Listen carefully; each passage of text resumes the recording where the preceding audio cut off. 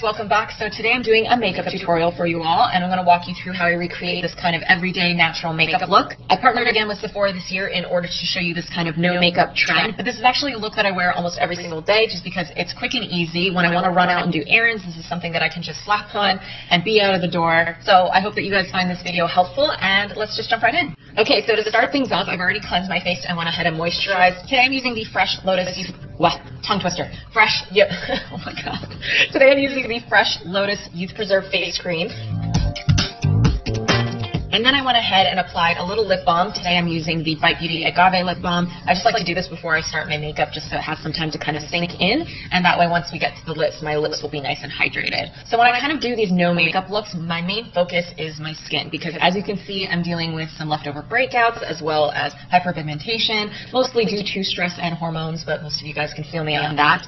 But it's also nothing that a little concealer can't help. So I'm just going to focus on evening out my skin a little bit and concealing the things that I want to conceal, but also making sure that some of my natural skin still peeks through, like some of my natural freckles and stuff like that. I really like those parts, so I'm going to let that kind of shine through, and so hopefully it will still look like me underneath, because ultimately that's what we want.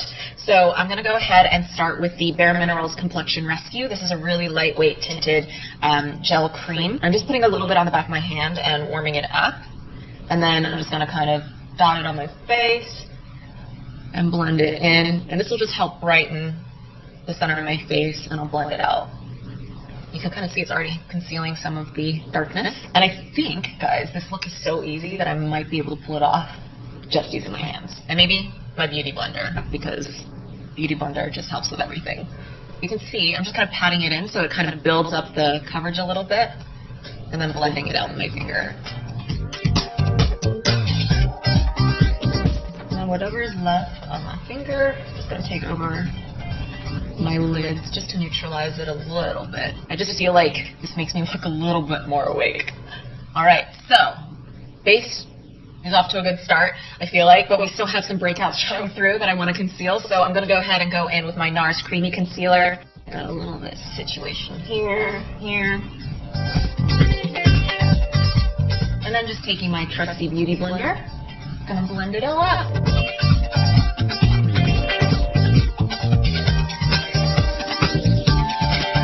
Okay, so concealing is done. As you can see, I still have kind of my natural freckles here. I like those to peek through. I think it keeps me young. And now we're going to go set this with powder because I'm pretty oily, and actually I forgot to prime before this, but normally I would prime. But I'm definitely going to set everything in place with a little translucent powder. This one is Too Faced Primed and Poreless. If you've been following my channel for a little while, you know that this is one of my favorite translucent powders. So I'm just going to take a tiny bit on my Beauty Blender just to kind of set the center of the face a little bit. Now moving on to one of my favorite parts of makeup in general, whether it's a natural look or something a little bit more dramatic, it's highlighting. And today I'm using the RMS Beauty Living Luminizer. This is a really nice kind of cream, and I'm just patting this into the skin with my finger so it kind of melts it in and lets it blend really beautifully.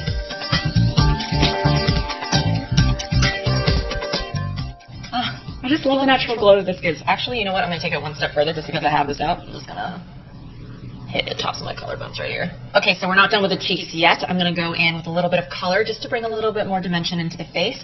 And I'm actually going to use two different multi-sticks from Bite Beauty because these are one of my favorite multitasking products. I'm going to start off with Cocoa, and this is a really nice, deep, rich brown. And I'm just going to take a little bit, just this outer corner, and then I'm just going to hit the back of my cheekbone and drag it down. Just doing a light contour, but nothing crazy. And you might be thinking, okay, Claire, you powdered, you shouldn't be using cream products on top of powder, but I used a really light layer of powder, and these multi-sticks, they do have a little bit of a powderiness to them, so they actually work really well on top of powder. And I just blend it out even further with a Beauty Blender. Then whatever's left on my finger, I'm just like, bring it right here. Don't waste a bit, guys.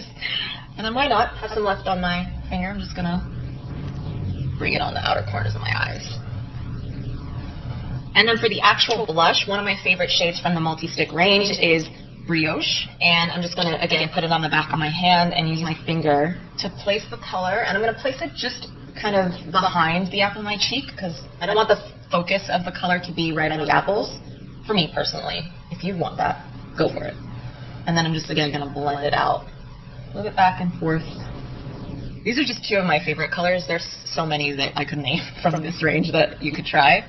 But if you actually check the Sephora app, there's a virtual assistant, and it will let you try on the different shades.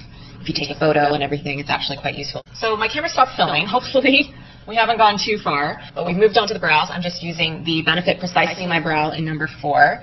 I'm just filling in my brows a little bit. Just build up slowly. It's always easier to kind of add than take away. So I always take my time a little bit with the brows. Skin and brows. If we got skin, brows, maybe a little mascara, we're good to go. Now to set the brows in place, I'm just going to use a little bit of the Anastasia Brow Gel. This is just in clear. All right, almost done, guys. I'm just going to curl my lashes and apply mascara. This is the only thing that I cannot achieve using my fingers. I wish I could. And for mascara, I'm just using an old favorite, which is the Benefit Roller Lash. And I'm just going to get right at the base of the lashes and pull up. Okay, so another one of my little tricks that I like to do when I do a no makeup look, just because I'm kind of a fan of a more elongated cat eye look, is I just take my brow pencil and draw a tiny line where my lash line is and extend out.